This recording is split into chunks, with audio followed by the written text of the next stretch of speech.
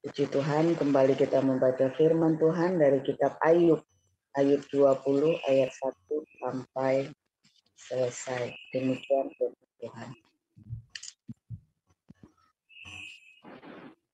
Maka Zofar, orang Naama menjawab, oleh sebab itulah pikiran-pikiranku mendorong aku menjawab. Karena hatiku tidak sabar lagi. Kudengar teguran yang menghina aku. Tetapi yang menjawab aku ialah akal budi yang tidak berpengertian.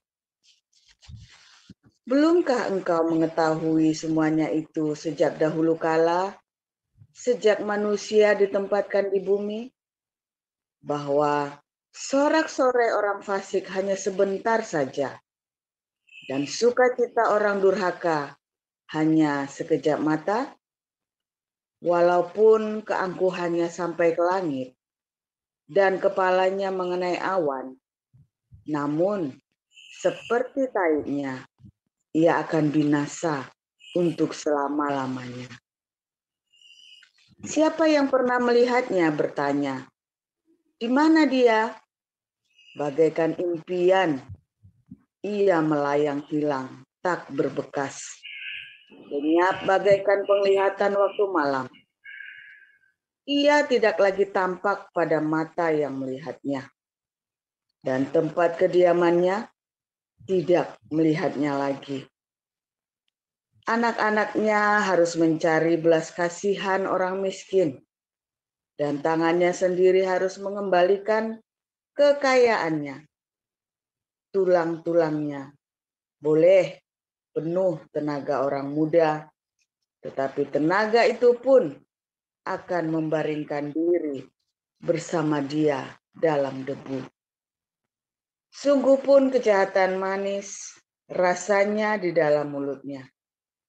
Sekalipun ia menyembunyikannya di bawah lidahnya, menikmatinya serta tidak melepaskannya dan menahannya pada langit-langitnya, namun berubah juga makanannya di dalam perutnya, menjadi bisa ular tedung di dalamnya. Harta benda ditelannya, tetapi dimuntahkannya lagi. Allah yang mengeluarkannya dari dalam perutnya.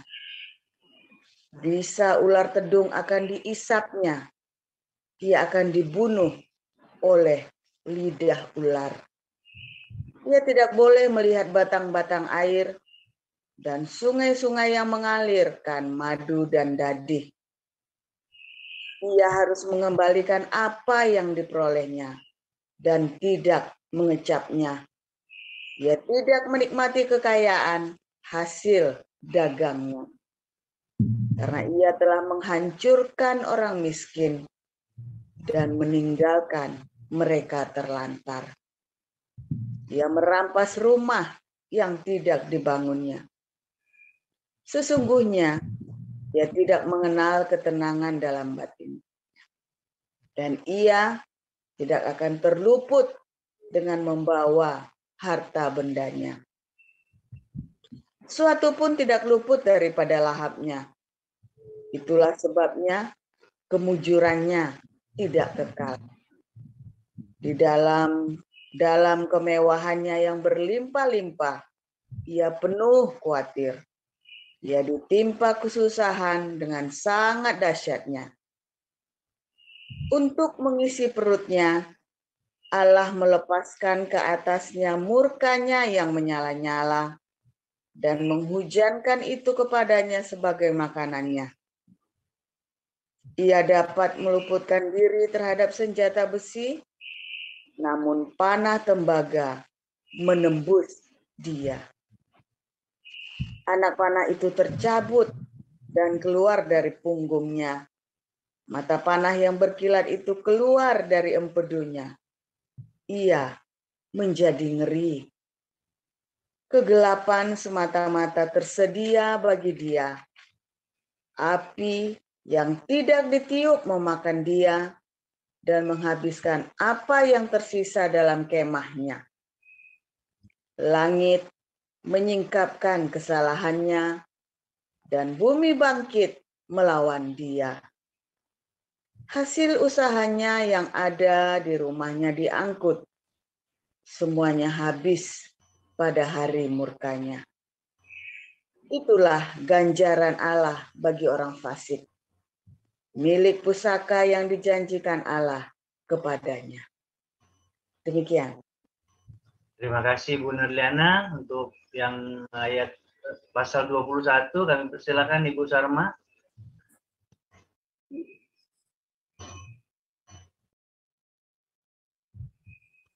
Baik, Pak Agus, saya lanjutkan pembacaan firman yang berikutnya.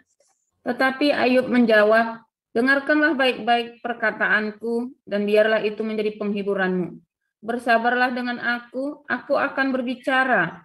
Sehabis bicaraku bolehlah kamu mengejek.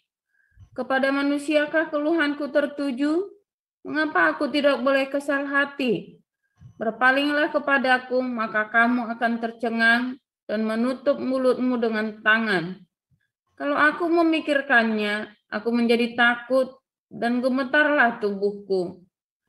Mengapa orang fasik tetap hidup, menjadi tua, bahkan menjadi bertambah-tambah kuat? Keturunan mereka tetap bersama mereka, dan anak cucu diperhatikan mereka. Rumah-rumah mereka aman, tak ada ketakutan. Pentung Allah tidak menimpa mereka. Lembu jantan mereka memacek dan tidak gagal. Lembu betina mereka beranak dan tidak keguguran. Anak-anak mereka dibiarkan keluar seperti kambing domba. Anak-anak mereka melompat-lompat. Mereka bernyanyi-nyanyi dengan iringan rebana dan kecapi dan bersukaria menurut lagu seruling. Mereka menghabiskan hari-hari mereka dalam kemujuran, dan dengan tenang mereka turun ke dalam dunia orang mati. Tetapi kata mereka kepada Allah, pergilah dari kami tidak suka mengetahui jalan-jalan-Mu. Yang Maha Kuasa itu apa sehingga kami harus beribadah kepadanya, dan apa manfaatnya bagi kami kalau kami memohon kepadanya? Memang kemujuran mereka tidak terletak dalam kuasa mereka sendiri. Rancangan orang fasik adalah jauh daripadaku. Betapa sering pelita orang fasik dipadamkan, kebinasaan menimpa mereka, dan kesakitan dibagikan Allah kepada mereka dalam murkanya. Mereka menjadi seperti jerami di depan angin, seperti sekam yang diterbangkan badai. Bencana untuk dia disimpan Allah bagi anak-anaknya. Sebaiknya orang itu sendiri diganjar Allah supaya sadar. Sebaiknya matanya sendiri melihat kebinasaannya, dan ia sendiri minum dari murka yang Maha Kuasa. Karena peduli apa ia dengan keluarganya sesudah ia mati, bila telah habis jumlah bulannya? Masakan kepada Allah diajarkan orang pengetahuan, kepada Dia yang mengadili mereka yang di tempat tinggi. Yang seorang mati dengan masih penuh tenaga, dengan sangat tenang dan sentosa, pinggangnya gemuk oleh lemak dan sumsum tulang-tulangnya masih segar. Yang lain mati dengan sakit hati, dengan tidak pernah merasakan kenikmatan. Tetapi sama-sama mereka terbaring di dalam debu, dan berengah berkeriapan di atas mereka. Sesungguhnya aku mengetahui pikiranmu, dan muslihat yang kamu rancangkan terhadap aku. Katamu, di mana rumah penguasa? Di mana kemah tempat kediaman orang-orang fasik? Belum pernahkah kamu bertanya-tanya kepada orang-orang yang lewat di jalan? Dapatkah kamu menyangkal petunjuk-petunjuk mereka bahwa orang jahat terlindung pada hari kebinasaan dan diselamatkan pada hari murka Allah? Siapa yang akan langsung menggugat kelakuannya dan mengganjar perbuatannya? Dialah yang dibawa ke kuburan dan jiratnya dirawat orang. Dengan nyaman ia ditutupi oleh gumpalan-gumpalan tanah di lembah. Setiap orang mengikuti dia, dan yang mendahului dia tidak terbilang banyaknya. Alangkah hampanya penghiburanmu bagiku. Semua jawabanmu hanyalah tipu daya belaka. Baik, terima kasih Bu Sarma. Kita akan membaca firman Tuhan dari Kisah Rasul 12 yang akan dibacakan oleh Pak Welesang. Persilakan Pak Weles. Ya, saya lanjutkan. Kira-kira pada waktu itu Raja Herodes mulai bertindak dengan keras terhadap beberapa orang dari jemaat. Ia menyuruh membunuh Yakobus, saudara Yohanes, dengan pedang. Ketika ia melihat bahwa hal itu menyenangkan hati orang Yahudi, ia melanjutkan perbuatannya itu dan menyuruh menahan Petrus. Waktu itu hari raya roti tidak beragi. Setelah Petrus ditangkap, Herodes menyuruh memenjarakannya di bawah penjagaan 4 regu. Masing-masing terdiri dari 4 prajurit. Maksudnya ialah supaya sehabis Paskah ia menghadapkannya ke depan orang banyak. Demikianlah Petrus ditahan di dalam penjara. Tetapi jemaat dengan tekun mendoakannya kepada Allah. Pada malam sebelum Herodes hendak menghadapkannya kepada orang banyak, Petrus tidur di antara 2 orang prajurit, terbelenggu dengan 2 rantai. Selain itu, prajurit-prajurit pengawal sedang berkawal di muka pintu. Tiba-tiba berdirilah seorang malaikat Tuhan dekat Petrus dan cahaya bersinar dalam ruang itu. Malaikat itu menepuk Petrus untuk membangunkannya. Katanya, bangunlah segera. Maka gugurlah rantai itu dari tangan Petrus. Lalu kata malaikat itu kepadanya, ikatlah pinggangmu dan kenakanlah sepatumu.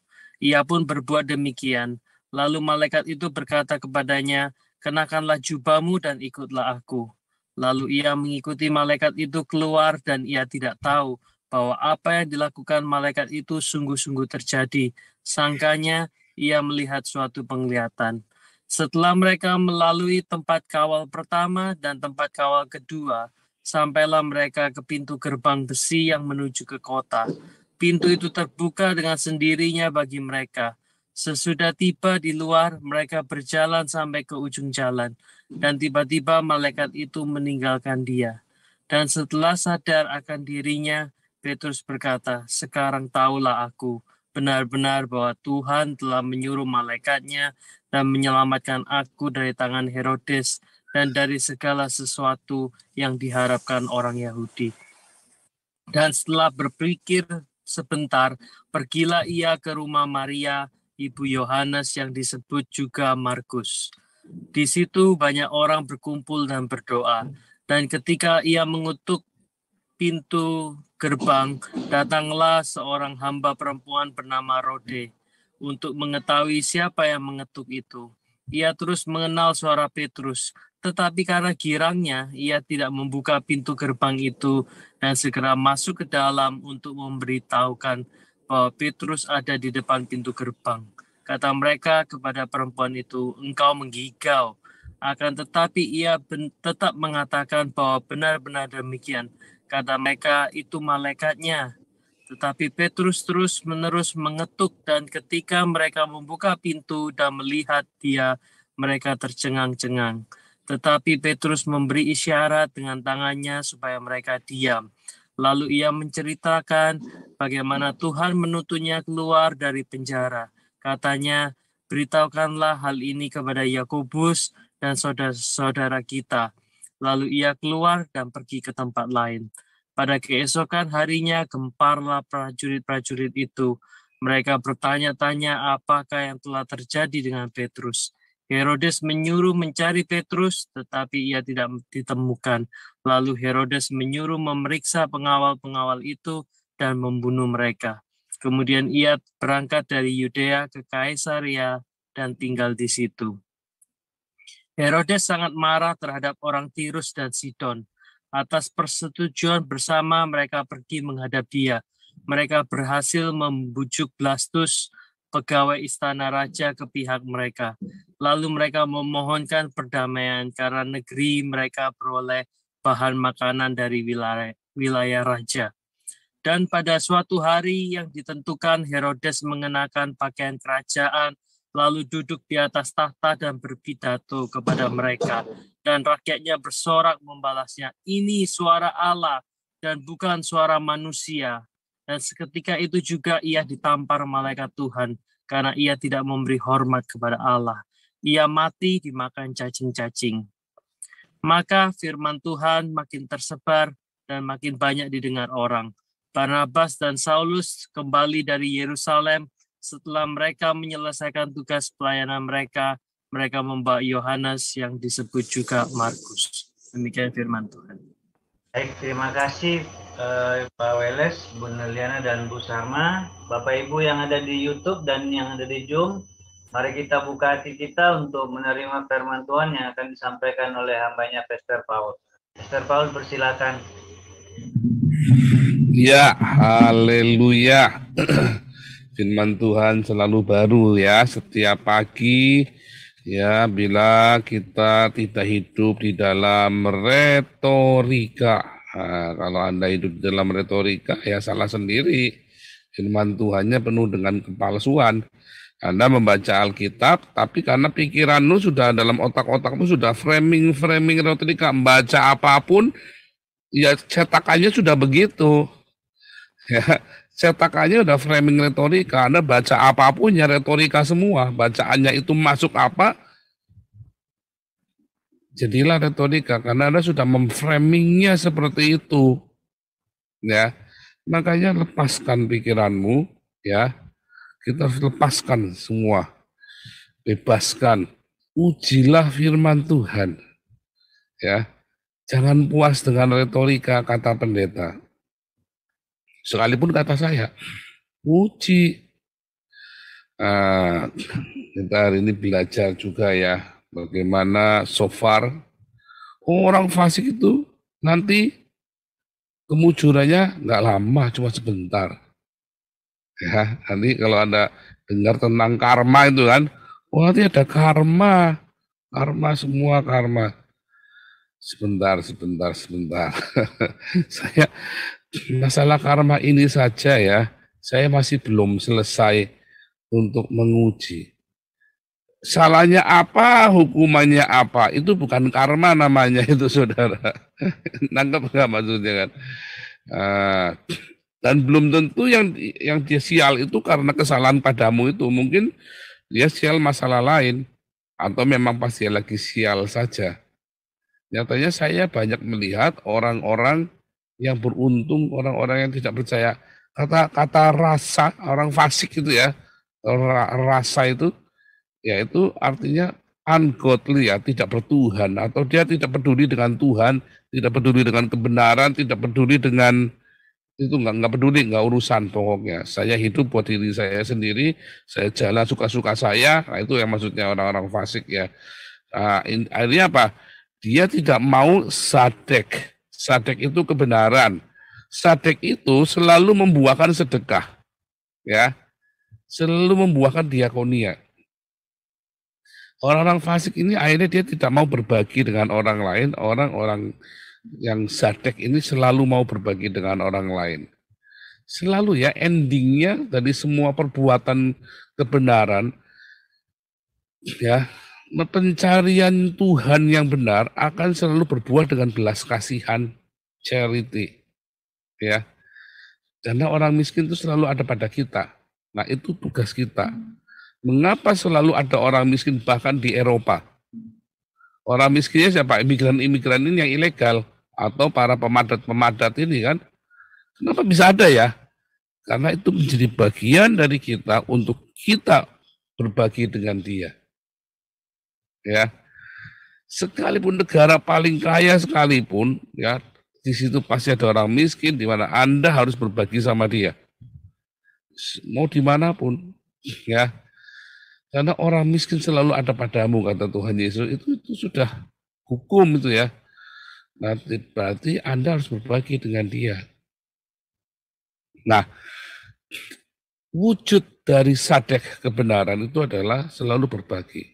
Nah, lalu bagaimana dengan orang-orang yang tidak mau berbagi? Wah, pasti sial nanti. Oh, belum tentu loh. Belum tentu juga ya. Banyak ketemu orang pelit yang hidupnya baik-baik saja.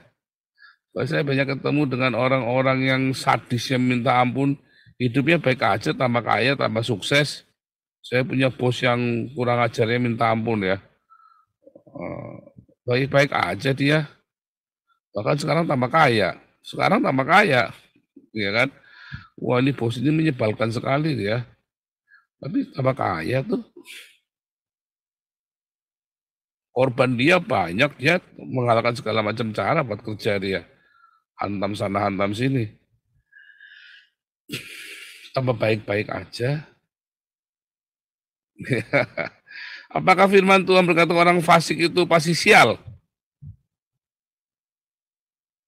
Nah, ya kan? Daud aja bisa iri loh sama orang fasik itu. Di dalam retorika-retorika agama, ya supaya Anda tenang, supaya Anda bisa hidupnya benar, ya. Kamu jangan berbuat fasik sebab nanti kamu dihukum sama Tuhan loh. Ya kan? Kalau coba Anda bikin, ya.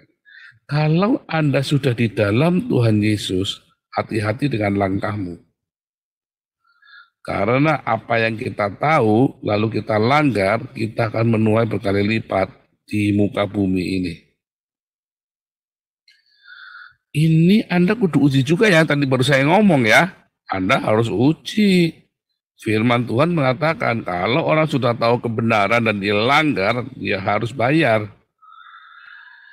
Tetapi, kalau orang belum tahu kebenaran, ya, dia akan membayarnya dengan cara yang lain. Oke kan? Misalnya dengan uangnya dia, dengan istrinya dia, dengan anaknya dia nggak urusan. Dia nggak merasa susah, dia hidup berdirinya sendiri kok. Ya.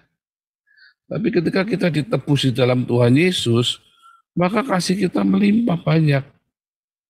Sehingga seakan-akan orang yang sudah percaya kepada Tuhan Yesus, hidupnya jadi lebih menderita ya. Mau ini nggak bisa, mau itu nggak bisa. Nah siapa suruh?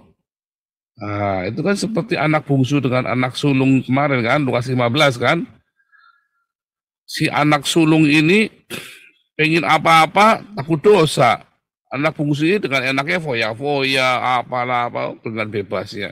Begitu udah kere, si anak bungsu ini pulang ke rumah. Anak sulung ini langsung cekelan batuk. Kurang ngasem. Saya ini menahan diri supaya tidak bikin dosa, tidak begini, tidak begitu. Nah ini ada anak baru bikin dosa, datang malah diterima sama Tuhan. Malah dibikin baik. Nggak bisa, harus kita binasakan. Harus binasakan, maunya dihukum. Kita maunya menghukum dia, itu retorika. Orang yang agamanya penuh dengan retorika itu jadi begitu. Ya kan? Anda iri karena Anda takut untuk berbuat dosa, sementara orang lain berbuat dosa. Lalu begitu ada orang berbuat dosa dan diampuni sama Tuhan, Anda tambah cekelan batuk, Anda tambah emosi kan? Tambah jengkel kan?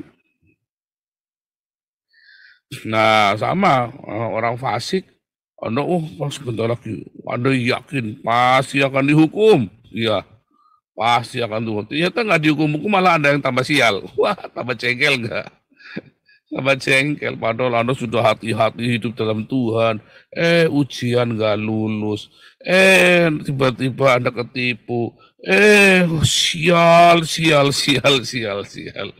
Lah Anda percaya yang mana? Anda percayanya mitos agama atau yang ada di firman Tuhan? Karena Anda percayanya mitos dalam agama. Ya, kalau orang kamu hidupnya saleh, jujur, kamu pasti akan beruntung, hidupnya baik. Oh iya, separuh benar. Nyatanya Ayub saleh, jujur, tetap saja habis kan? Iya kan? Anda harus terima kenyataan dan Alkitab membuka kenyataan itu kepada kita terang benderang. Enggak begitu loh cara dunia bekerja. Sistem dalam universe ini bekerja enggak seperti mitos itu. Tetapi ini yang Tuhan janji. Dalam setiap pergumulan hidupmu, Dia akan memberimu jalan keluar. Dia akan memberimu kekuatan untuk menanggungnya. Dia akan membuat semua pergumulan hidupmu yang kau pikir jelek itu menjadi baik, mendatangkan kebaikan. Itu yang Tuhan janji loh. Bukan Anda selalu beruntung, pasti nggak mungkin sial loh, nggak mungkin terserembab loh. Ya,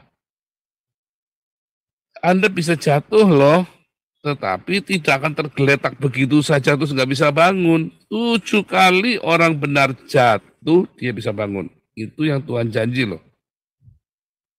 Ya kan? Anda harus baca dengan detail Alkitab Anda. Kalau Anda mau cari hitung-hitungan sama Tuhan, wah dulu saya hitung-hitungan sama Tuhan, modelnya otaknya teologi kemakmuran, saudara. Oh saya kalau rajin ke gereja, rajin perpuluhan, pasti dihalau semua belalang, perlahap, pengerik, pelompat, belalang, tuyul, belalang, apalagi semua. Ya kan? Wah saya kalau perpuluhan dulu kasih ke gereja itu udah 1-2 juta setiap bulan, saudara. Puluhan juta, serius. Serius ya, saya nggak bohong ya.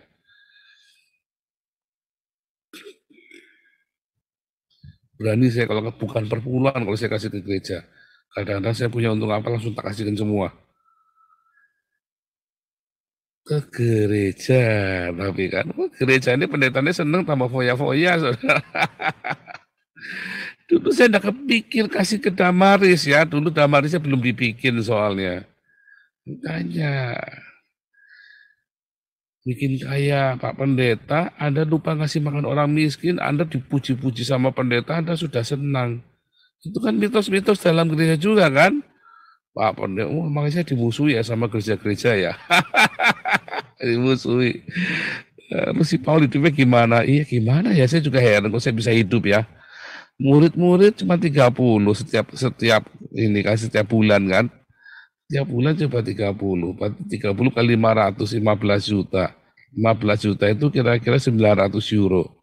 Ya dari Google saya dapat 500 euro, 1.500. Bisa hidup ya. Ya ada donasi juga ya, ada belakangan ada donasi. Kira-kira saya hidup 2.000 euro sebulan, saya terima uang ya, 2.000 euro. Saya hidup ya. Rata-rata orang di Eropa ini penghasilannya 3.000 euro, bisa hidup normal. Ya, 3.000 euro. Tapi bisa hidup ya bisa hidup ya, makanya jangan gaya hidupnya diatur. Itu firman Tuhan berkata, apa? Orang pasti diberkati, salah. Diberkati ya iya diberkati, tapi bukan berarti Anda pasti punya duit banyak, bukan. Karena ada firman Tuhan yang berkata, cukupkanlah dirimu dengan apa yang ada. Tetapi yang itu Anda mau pinggirkan, Anda maunya orang kalau hidupnya perpuluhan terus menabur terus, jangan takut Tuhan sediakan. Allah Jehovah Jireh. Oh iya, Allah Jehovah Jireh. Tapi kamu mau makannya tiap hari di restoran. Jehovah Jireh. Banyak orang makan di pinggir jalan, mau makan aja. Sekali Anda makan bisa 1 bulan makannya dia. Iya kan? Itu kan framing agama kan? Semua agama, nggak cuma teologi kemakmuran. Ya kan? Semua agama, apapun begitu, framing agama.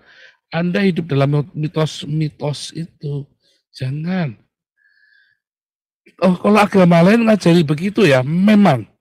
Ya, framing itu Anda dapatkan dari kumpulan hikayah, kumpulan hikmat-hikmat dari ajaran-ajaran agama.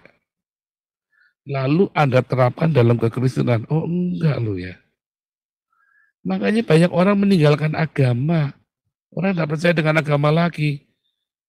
Ada dulu zaman saya kecil itu ada film judulnya Ateis, ya.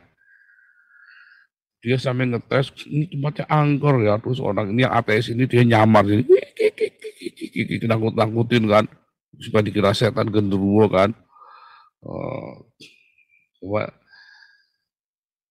Memang makanya orang Eropa, orang Amerika, orang Western ya liberal ini, dia patahkan keberadaan Tuhan, nggak ada. Kita yang menentukan nasib kita sendiri. Jadi ungodly, mereka jadi orang-orang fasik. Tetapi di dalam kefasikannya mereka punya satu kultur. Kultur apa? dari Alkitab. Mereka semua dari kecil diajari Alkitab. Apa yang kamu ingin orang lain perbuat kepada kamu, kamu lakukan itu kepada orang lain. Itulah batasannya. Batasan dari kejahatan mereka. Karena saya nggak mau digituin ya saya jangan. Kalau kita semua menjaga hukum ini, hukum yang universal, Matius 7:22 itu ya, maka kita semua akan baik. Menjadi hukum yang universal. Nah itulah masalahnya. Ya, itulah rahasianya. Mengapa orang-orang yang tidak bertuhan seringkali justru hidupnya lebih beruntung daripada orang-orang yang ngaku beragama. Karena orang-orang yang tidak bertuhan, dia tidak mau hidup di dalam mitos-mitos, framing-framing apapun. Dia realistis. Ini faktanya. Karma belum tentu terjadi. Anda jangan bilang karma itu pasti ada. Enggak ya. Enggak. Orang hukum ininya apa, salahnya apa, nanti dia apa, sialnya apa. Itu bukan karma. Ya, bukan karma. Karena orang semua di dalam random acak semua aksi reaksi, ya pasti akan terjadi. Bukan masalah karma. Kalau percaya deh kalau dia baik terus pasti banyak orang baik usianya mati muda kok, ya kan? Anda ngamatin nggak banyak orang baik mati muda, malah banyak orang penjahat itu umurnya panjang-panjang gitu. Soeharto itu jahatnya katanya minta ampun kan, umurnya panjang gitu, ya kan? Gus Dur katanya baiknya minta ampun, matinya muda. Iya kan, Anda ngamatin nggak itu apa Gus Dur jahat? Nah, Anda harus patahkan itu semua. Anda terima kenyataan. Alkitab tidak ngajarin begitu loh ya. Alkitab tidak mengajari mitos-mitos yang Anda pikirkan itu. Sebelum Anda percaya, sebelum Anda mengadopsi satu rema, ya, remanya jangan salah dulu dari mana nih remanya nih. Remanya dari Muhammad, apa remanya dari Buddha, remanya dari mana nih? Dari kejawen, rema dari mana? Harus rema yang dari Tuhan Yesus. Dan satu logos tidak akan bertentangan dengan logos yang lain. Kalau sampai bertentangan, berarti Anda yang menginterpretasikannya salah. Umur panjang di tangan kanan, kekayaan hormat di tangan kiri.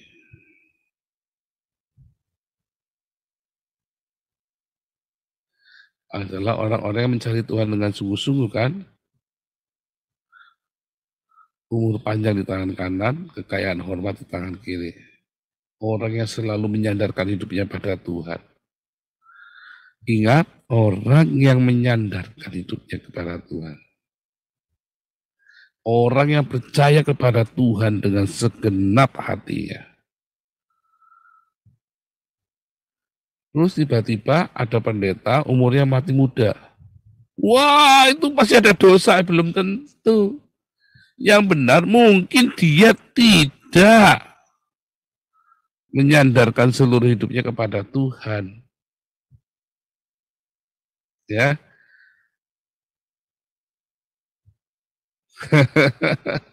Anda harus hati-hati ya, itu sangat detail sekali. Nah, makanya firman Tuhan mengajari kepada kita, ajar kami Tuhan menghitung hari-hari agar kami beroleh hati bijaksana.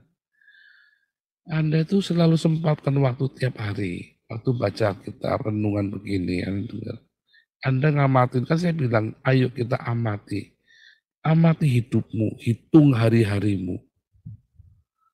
Bikin pola, lihat. Ya, tiap orang pengamatan bisa beda-beda. Anda bandingkan, waktu dengarkan firman Tuhan, apalagi di tempat kita pun bagikan vulgar kita kan. Saya buka belak-belakan ya. Supaya Anda mengamati. Supaya Anda jangan terjebak di dalam mitos-mitos. Alkitab salah dong. Oh enggak salah. Anda yang bacanya salah. Bacaannya bilang apa, otaknya bisa kemana. Ya kan?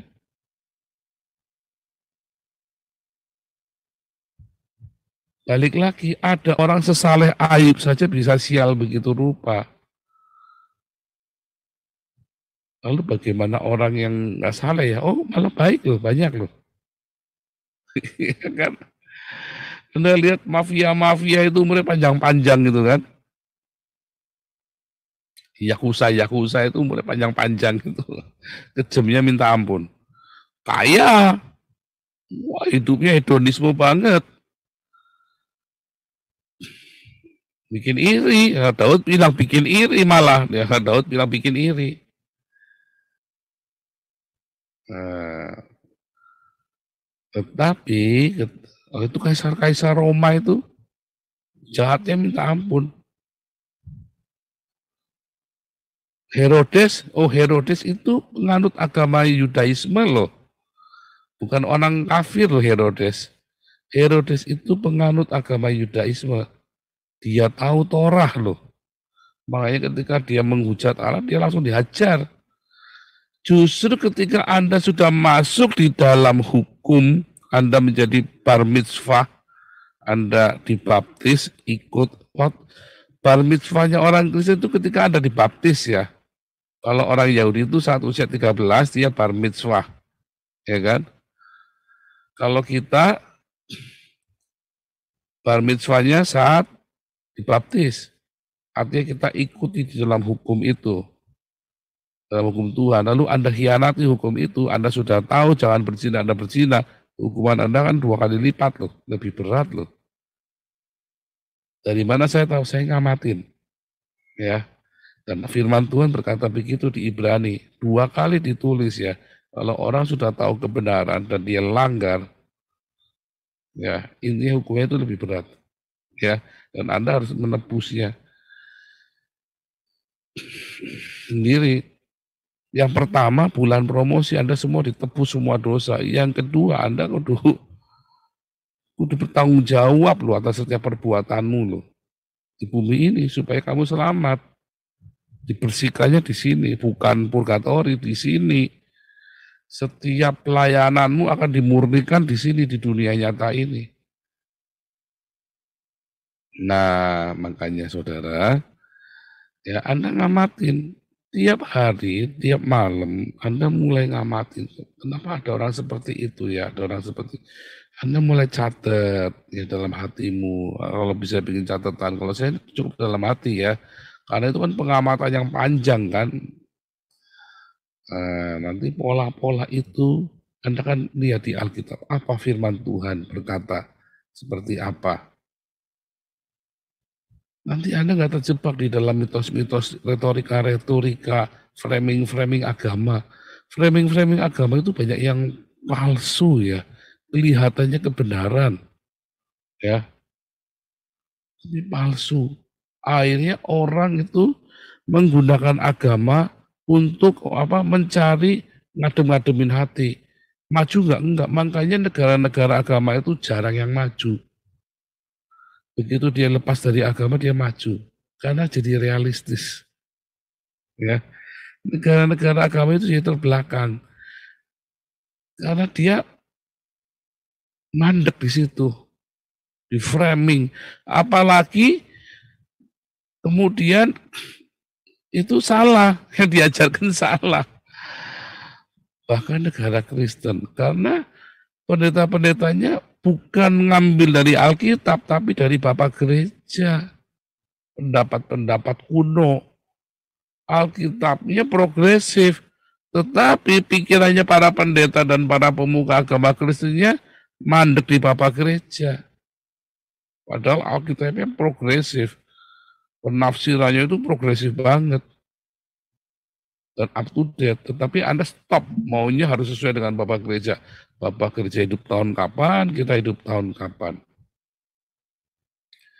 Akibatnya lebih banyak orang-orang liberal, orang-orang ateis yang benar daripada orang-orang yang hidupnya takut akan Tuhan. Karena hidupnya takut akan Tuhannya itu di-framing dengan agama-agama, mitos-mitos agama. Anda termasuk nggak? Kita udah banyak belajar ya tentang mitos-mitos ini ya. Retorika-retorika. Saya sih berharap Anda lepas. Anda Ya, kalau tahu tentang aletheia, ya, Anda mengetahui aletheia, dan aletheia itu kan benar-benar akan memerdekakanmu. Anda cuma butuh hati yang tulus, cari Tuhan dengan ketulusan hati. Ya, nanti aletheia itu yang akan memerdekakanmu. Lepas dari framing-framing agamawi. Enak ya. Makanya saya los banget, enak banget. Apakah saya pergi ke pelacuran? Enggak perlu, enggak kepengen. Karena ketika kita mempunyai aletheia, itu kan memerdekakan semua pikiran-pikiran kita. Roh Kudus itu aletheia ya. Ketika kita hidup kita penuh dengan rema, maka semua keinginan-keinginan jahat itu pergi sendiri. Nah, makanya ikuti terus ya Embun Pagi. Anda kalau nggak sabar ikuti Embun Pagi, ya ikut kelas evangelis supaya Anda bisa ini ya, supaya Anda bisa mencari sendiri. Ya, itu ya. Oke, mari kita lepaskan retorika agama dari hidup kita. Lepaskan mitos-mitos framing-framing agama. Anda lihat di Alkitab, logosnya yang tertulis bilang apa. Banyak orang mendengar suara Tuhan, dia nggak ngecek logos. Padahal yang dia dengar adalah rema framing dari agama lain. Ya, saya dulu pernah cerita, ya, berhentilah makan sebelum kenyang. Wah, saya selalu kemana-mana cerita begitu ya, karena saya dulu fitnessan kan, yang ngajari ini ya, instruktur fitness saya. Saya masih ingat ya, fitness bukan sickness, binaraga bukan binasaraga. Dia selalu koceh begitu terus ya. Berhentilah makan sebelum kenyang. Wah, benar juga ya. Tapi kan jadi geragas kan. Firman Tuhan berkata, kamu akan makan sampai kenyang. Beda banget ya. Mendingan berhentilah makan sebelum kenyang atau kamu akan makan sampai kenyang. Kalau saya lebih percaya firman Tuhan, kamu akan makan sampai kenyang. Ya, tapi kamu harus melatih tubuhmu. Ya kan? Latihan dong, melatih tuh. Gitu ya.